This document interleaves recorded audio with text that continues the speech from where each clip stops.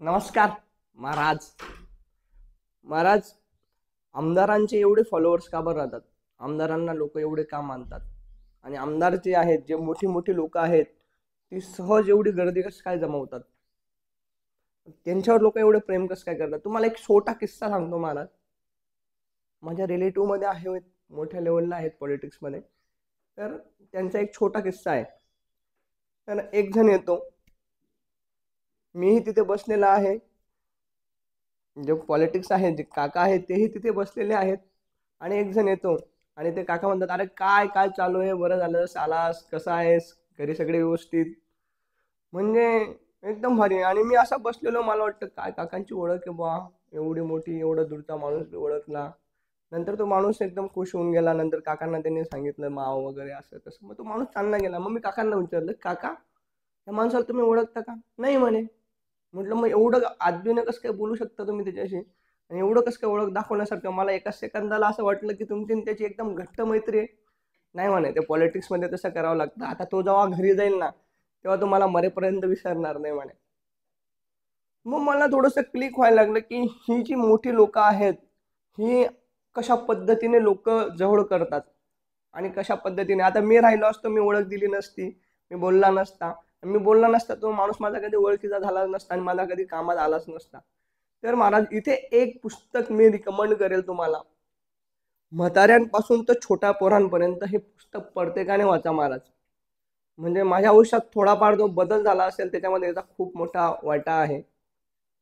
मला जेवढे लोक ओळखतात, जे लहानपणापासून, तर त्यांना जर आता तुम्ही जाऊन विचाराल, हे शक्यच नव्हतं एवढा बदल होणं. तर काही पुस्तक असे आहेत, त्याच्यामधलं हे एक पुस्तक आहे. याची हालत तुम्ही बघू शकता. कमीत कमी 8 ते 9 वेळा मी एक पुस्तक वाचलंय. हे का वाचलंय? की माणूस माणूस बदलतो, माणूस वळाने बदलतो, माणूस चेहऱ्याने बदलतो, पण माणसाच्या सवयी बदलत नाहीत.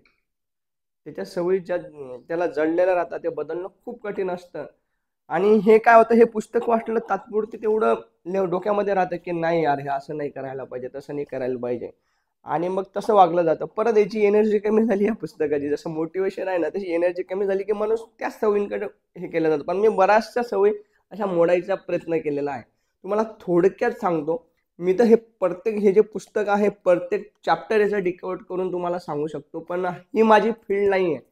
ॲग्रिकल्चर माझी फील्ड आहे, पण हे पुस्तक आहे महाराज, how to wins and influence the peoples, इंग्लिशमध्ये याचं नाव आहे. आणि डेल कार्नेगीने लिहिलेलं आहे, पण मराठीमध्ये, हिंदीमध्ये हे अवेलेबल आहे. लोकव्यवहार हे असं म्हणून हिंदीमध्ये येतं मित्रांनो. एवढं छान पुस्तक आहे. मी थोड्याशा 2 गोष्टी सांगतो, 2-4 गोष्टी.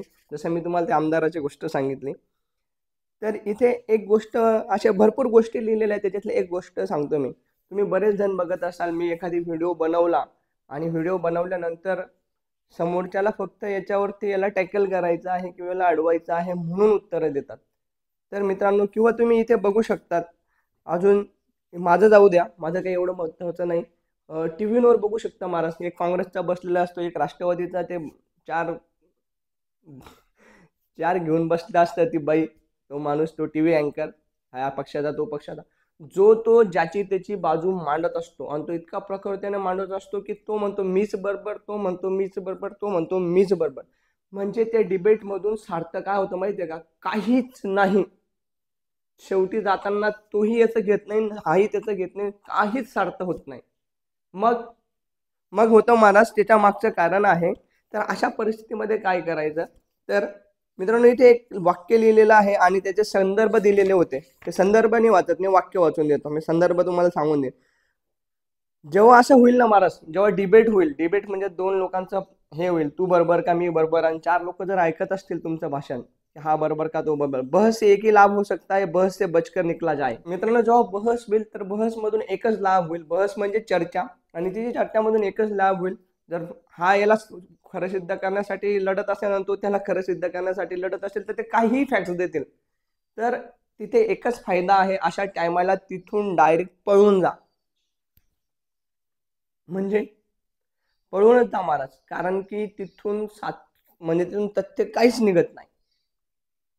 म्हणजे ह्या छोट्या छोट्या गोष्टी अशा क्लिक होतील तुम्हाला की यार, आपण काय चुत्यागिरी करत होतो, आपण काय मूर्खपणा करत होतो, कसं जगत होतो. एक एक गोष्ट तुम्हाला रिलेट होत जाईल मित्रांनो.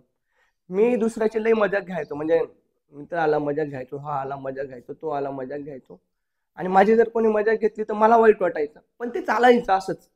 नंतर नंतर हे पुस्तक वाचल्यानंतर समजलं की मजाक केल्यानंतर समोरच्याच्या मनावर काय परिणाम होतो. आणि एखादी गोष्ट कालांतराने त्याच्याकडून आपल्याला अपेक्षित राहते, तेव्हा तो काय करतो, साला याने आपल्याशी मजाक घेतलेली होती तर ती गोष्ट तो तुम्हाला एक देऊ इच्छित नाही, किंवा तुम्हाला त्याच्याकडे ते सहज होणार असतं ते काम, ते तुम्हाला डिनाय होतं किंवा ते होत नाही मित्रांनो. अशा पद्धतीने ह्या छोट्या छोट्या गोष्टी आणि तुमच्या आयुष्यामध्ये त्या छोट्या छोट्या गोष्टी खूप महत्त्वाच्या आहेत मित्रांनो. तर खरंच मनापासून मला काही ह्या गोष्टीचं प्रमोशन वगैरे करायची गरज नाही आहे. पण भरपूर लोक आहेत त्याचं प्रमोशन करतात, पण हे पुस्तक खतरनाक आहे. हे बघा, मी तुम्हाला सांगतो, मी अक्षरशः कोट करून ठेवलेल्या आहेत लाईनी. अक्षरशः फाटायला आलंय. 2017-18 मध्ये काहीतरी घेतलेलं होतं हे पुस्तक, म्हणजे पूर्ण तुम्ही जर बघाल ना, पुरा कोट करून ठेवलेला आहे. तर आजसाठी एवढं महाराज. जय हिंद, जय महाराष्ट्र.